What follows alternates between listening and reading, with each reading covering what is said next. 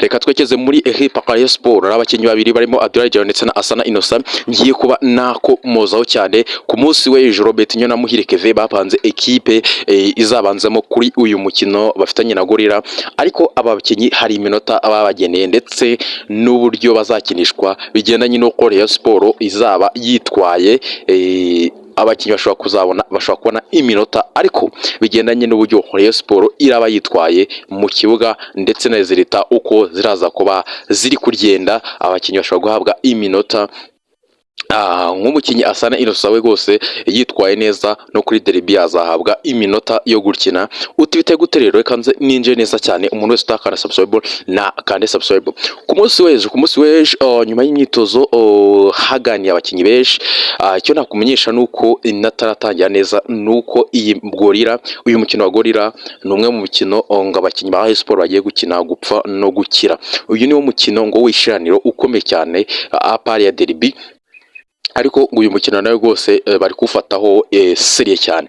Ikintu kiriho nuko ku munsi w'ejo Robertinho umuntu uri kumufasha ibintu byo gupanga abakinnyi, ibintu byo kuba yagira gute yapanga abakinnyi kandi bikagenda neza, n'umukinnyi bita Muhire Kevin kuko barumvikana na Serami yabaga hari rwose ntago bifataga ari batatu bagapanga equipe Muhire Kevin na Serami na Robertinho, ariko ubu Serami adahari Robertinho niwe urimo rwose urerekera Robertinho ijana ku ijana.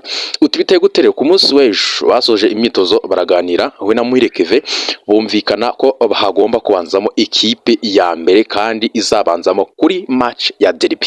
Utibite guterera kuri aba bakinnyi barimo Asana Innocent ndetse na Abdoulaye Diallo, ikintu kiriho banzuye ko igihe Rayon Sport izaba yitwaye neza mu gice cya mbere bikagera ku munota wa 70, nuko umukinnyi bita Asana Innocent azahabwa iminota 25 cyangwa se 20.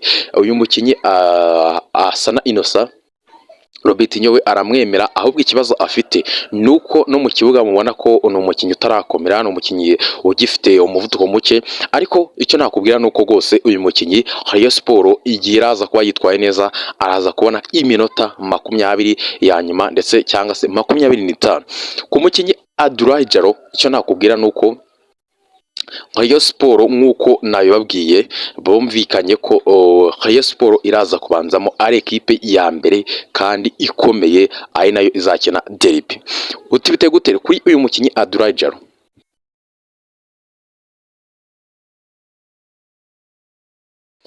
Reka nkomoze no kuri Abdoulaye Diallo uko bihagaze, icyo bamutekerejeho kuri Abdoulaye Diallo. Icyambere ugomba kumenya nuko icyo bamutekerejeho baravuze ngo Abdoulaye Diallo turaza kumuhereza amahirwe, ariko mu buryo bubiri ngiye kuba nababwira.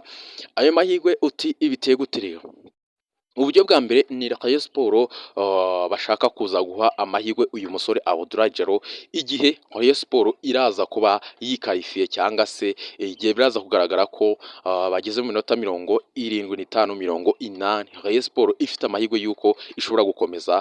Abdoulaye Diallo araza kwinjiramo asimbuye Biramahire Abedi, ariko ntago uyu mukinnyi araza kwinjiramo nk'umukinnyi uje gushakira Rayon Sport ibitego. Rayon Sport itari yabona itike ya kimwe cya kane, ntago ibyo biraza gukunda. Uyu mukinnyi araza guhabwa iminota ariko Rayon Sport yabonye qualification zo kugira gute zo gukomeza muri kimwe cya kane, nibwo Abdoulaye Diallo araza guhabwa iminota kugira ngo ikindi kintu bavuze bashaka kureba ese Muhire Kevin ari mu kibuga akaba afite abawinga beza. Nababwiye ko ari umukinnyi uhagarara muri box agategeza imipira imugezeho akaba yatsinda.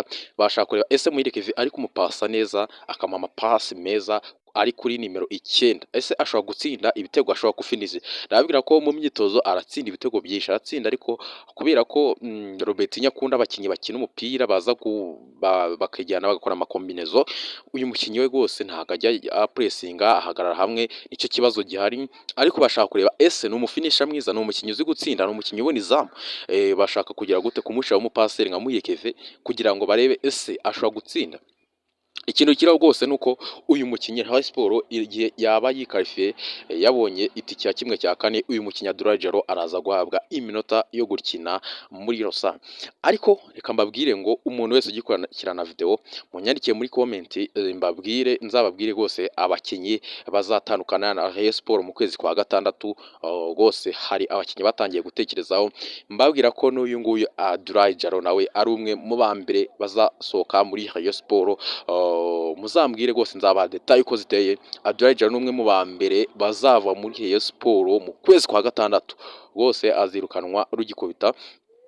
Ubwo icyo nakubwira nuko rwose ari uko bimeze muri Rayon Sports, biteguye imikino itandukanye. Ariko abakinnyi mbahe ubutumwa, ndababwira ko abakinnyi barimo ba Master, ba Nsabimana Aimable, ba Fitina Ombolenga bari gukubita agatoki ku kandi, ibintu birakomeye. Prime n'ibindi bindi, Prime rwose yo ku mukino wa derby ndakumenyesha ko izaba iri gufata mu 350.